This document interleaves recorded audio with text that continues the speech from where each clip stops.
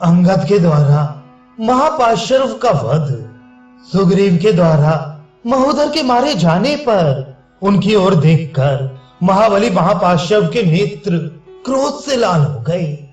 उसने अपने बाणों द्वारा अंगद की भयंकर सेना में हलचल मचा दी। वह राक्षस मुख्य मुख्य वानरों के मस्तक धड़ से काट काट कर गिराने लगा, मानो वायु भ्रंत या डंठल से फल गिरा रही हो। क्रोध से भरे हुए महापाशर्व ने अपने बाणों से कितनों की बाहें काट दी और कितने ही वानरों की पसलियां उड़ा दी।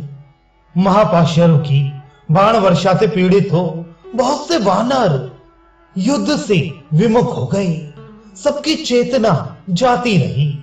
उस राक्षस से पीड़ित वानर सेना को उद्विग्न हुई देख महान वेगशाली अंगद ने पूर्णिमा के दिन समुद्र की भांति अपना भारी वेग प्रकट किया। उन वानर शिरोमणि ने सूर्य की किरणों के समान दमकने वाला एक लोहे का परिघ उठाकर महापाशर्व पर दे मारा।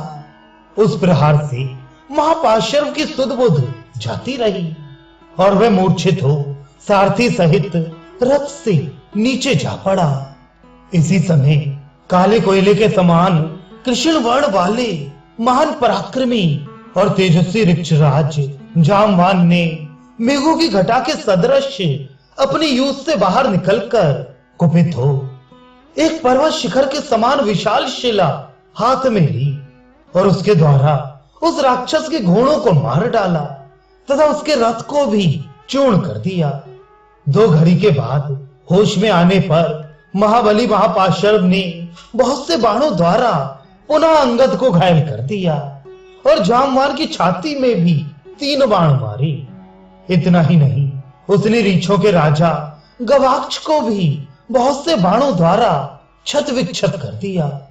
गवाक्ष और जामवान को बाणों से पीड़ित देख अंगद के क्रोध की सीमा न रही। उन्होंने भयंकर परिघ हाथ में ले लिया। उनका वह परिघ सूर्य की किरणों के समान अपनी प्रभा बिखेर रहा था। वाली पुत्र अंगद के नेत्र क्रोध से लाल हो उठे थे। उन्होंने उस लोहमय परिघ को दोनों हाथों से पकड़कर घुमाया और दूर खड़े हुए महापाशर्व के वध के लिए वेग पूर्वक चला दिया। बलवान वीर अंगद के चलाए हुए उस परिघ ने राक्षस महापाशर्व के हाथ से बाण सहित धनुष और मस्तक से टोप गिरा दिए। फिर प्रतापी वाली पुत्र अंगद बड़े वेग से उसके पास जा पहुंचे और कुपित होकर उन्होंने उसके कुंडल युक्त कान के पास गाल में एक थप्पड़ मारा। तब महान वेगशाली महातेजस्वी महापाशर्व ने कुपित होकर एक हाथ में बहुत बड़ा फरसा ले लिया। उस फरसे को तेल में डुबोकर साफ किया गया था और वह अच्छे लोहे का बना हुआ एवं सुदृढ़ था। राक्षस महापाशर्व ने अत्यंत कुपित हो वह फरसा वाली पुत्र अंगद पर दे मारा। उसने अंगद के बाएं कंधे पर बड़े वेग से उस फरसे का प्रहार किया था, परंतु रोष से भरे हुए अंगद ने कतराकर अपने को बचा लिया और उस फरसे को व्यर्थ कर दिया। तत्पश्चात अत्यंत क्रोध से भरे हुए वीर अंगद ने, जो अपने पिता के समान ही पराक्रमी थे, वज्र के समान मुट्ठी बांधी।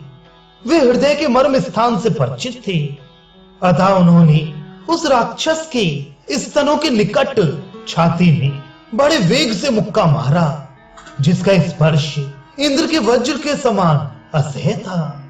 उनका वे घूंसा लगते ही उस महासमर में राक्षस महापाशर्व का हृदय फट गया और वह मरकर पृथ्वी पर गिर पड़ा।